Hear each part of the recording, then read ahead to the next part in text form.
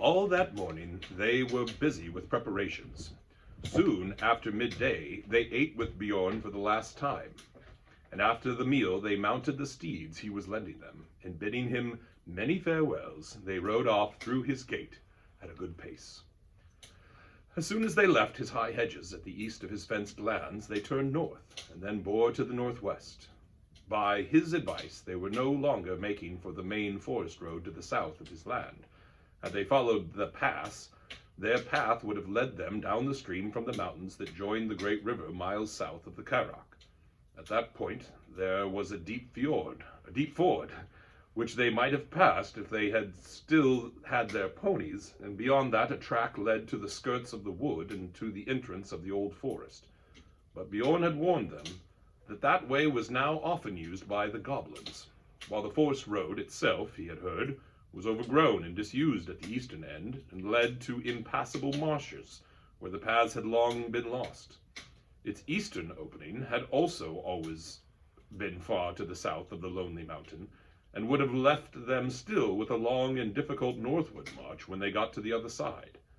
North of the J.R.R., the edge of Mirkwood drew closer to the borders of the great river, and though here the mountains too drew down nearer, Bjorn advised them to take this way, for at a place a few days' ride due north of the J.R.R. was the gate of a little-known pathway through Mirkwood that led almost straight towards the lonely mountain.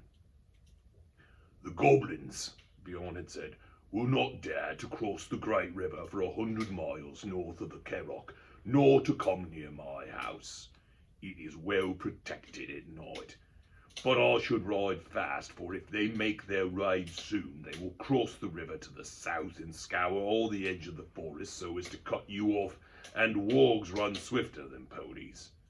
Still, you are safer going north, even though you seem to be going back nearer to their strongholds, for that is what they will least expect, and they will have the longer ride to catch you.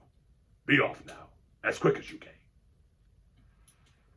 That is why they were now riding in silence, galloping wherever the grounds were grassy and smooth, with the mountains dark on their left, and in the distance the line of the river with its trees drawing ever closer.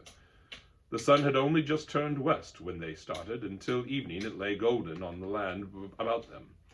It was difficult to think of pursuing goblins behind, and when they had put many miles between them and Bjorn's house, they began to talk and to sing again, and to forget the dark forest path that lay in front.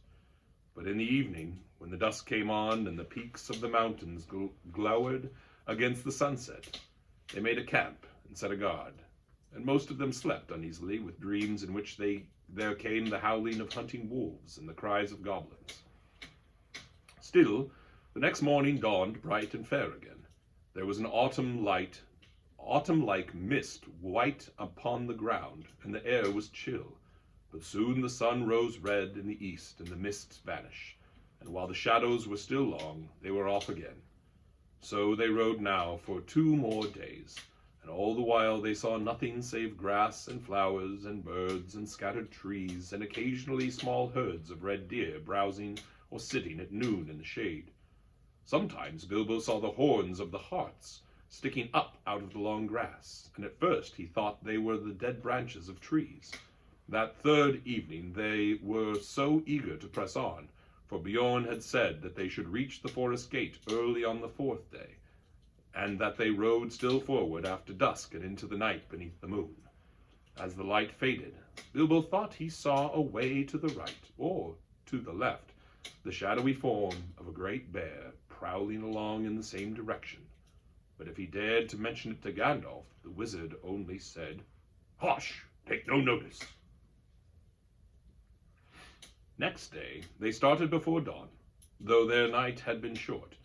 As soon as it was light, they could see the forest coming as it were to meet them, or waiting for them like a black and frowning wall before them. The land began to slope up, and it seemed to the Hobbit that a silence began to draw in upon them. Birds began to sing less. There were no more deer. Not even rabbits were to be seen. By the afternoon they had reached the eaves of Mirkwood, and were resting almost beneath the great overhanging boughs of its outer trees. Their trunks were huge and gnarled, their branches twisted, their leaves were dark and long. Ivy grew on them and trailed along the ground. Well, this is Mirkwood, said Gandalf. The greatest forests of the the greatest of the forests of the northern world. I hope you like the look of it. Now, we must send back these excellent ponies you have borrowed. The dwarves were inclined to grumble at this, but the wizard told them they were fools. Beorn is not as far off as you seem to think, and you had better keep your promises anyway, for he is a bad enemy. Mr. Baggins' eyes are sharper than yours. If you had not seen each night after dark a great bear going along with us, or sitting far off in the moon watching our camps, not only to guard you and guide you, but to keep an eye on the ponies too. Beorn may be your friend, but he loves his animals as his children. You do not guess what kindness he has shown you in letting dwarves ride them so far and so fast, nor what would happen to you if you tried to take them into the forest. What about the horse, then? Said Thorin. You don't mention sending that back. I don't, because I'm not sending it. What about your promise, then? I will look after that. I am not sending the horse back. I am riding it. Then they knew that Gandalf was going to leave them at the very edge of Mirkwood, and they were in despair. But nothing they could say would change his mind. Now we had this all out before when we landed on the Carrock, he said. It is no use arguing. I have, as I had told you, some pressing business away south. I am already late through bothering with you people. We may meet again before all is over, and then again, of course, we may not. That depends on your luck, and on your courage and sense. I am sending Mr. Baggins with you. I have told you before that he has more about him than you guess, and you will find that out before long. So cheer up, Bilbo, and don't look so glum. Cheer up, Thorin and company. This is your expedition, after all. Think of the treasure at the end, and forget the forest and the dragon, at any rate, until tomorrow morning. When tomorrow morning came, he still said the same. So now there was nothing left to do but to fill their water skins at a clear spring they had found close to the forest gate, and unpack the ponies.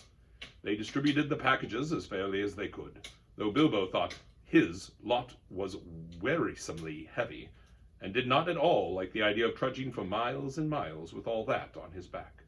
Don't you worry, said Thorin. It will get lighter all too soon. But before long, I expect we shall all wish our packs heavier when the food begins to run short.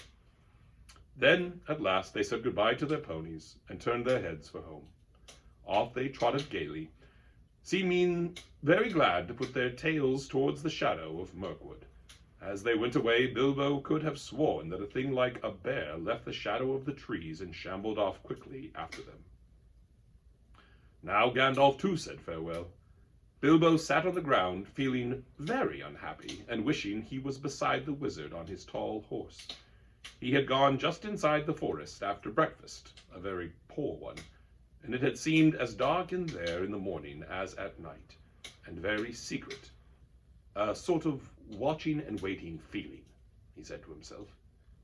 Goodbye, said Gandalf to Thorin, and goodbye to you all, goodbye. Straight through the forest is your way now. Don't stray off the track. If you do, it is 1,000 to 1 you will never find it again, and never get out of Mirkwood. And then I don't suppose I, or anyone else, will ever see you again. Do we really have to go through? Groaned the Hobbit. Yes, you do, said the wizard. If you want to get to the other side, you must either go through or give up your quest. And I am not going to allow you to back out now, Mr. Baggins. I am ashamed of you for thinking of it. You have got to look after all these dwarves for me. He laughed. No, said Bilbo. I didn't mean that. I meant, is there no way around? There is, if you care to go 200 miles or so out of your way north and twice that south. But you wouldn't get a safe path even then. There are no safe paths in this part of the world. Remember, you are over the edge of the wild now, and in for all sorts of fun wherever you go. Before you get round Mirkwood in the north, you would be right among the slopes of the Grey Mountains, and they are simply stiff with goblins, hobgoblins, and orcs of the worst description. Before you could get round it in the south, you would get into the land of the necromancer, and even you, Bilbo, won't need me to tell you the tales of that black sorcerer. I don't advise you to go anywhere near the places overlooked by his dark tower. Stick to the forest track, keep your spirits up, hope for the best, and with a tremendous slice of luck, you may come out one day and see the long marshes lying below you, and beyond them, high in the east, the lonely mountain where dear old Smaug lives. There, I hope he is not expecting you. Very comforting you are, to be sure, growled Thorin. Goodbye. If you won't come with us, you had better get off without any more talk. Goodbye, then, and really goodbye, said Gandalf, and he turned his horse and rode down into the west. But he could not resist the temptation to have the last word. Before he had passed quite out of hearing, he turned and put his hands to his mouth and called to them. They heard his voice come faintly. Goodbye! Be good! Take care of yourselves! And don't leave the path! Then he galloped away and was soon lost to sight. Now goodbye and go away, grunted the dwarves, all the more angry because they were really filled with dismay at losing him. Now began the most dangerous part of all the journey. They had shouldered the heavy pack. They each shouldered the heavy pack and the water skin which was their share, and turned from the light that lay on the lands outside and plunged into the forest.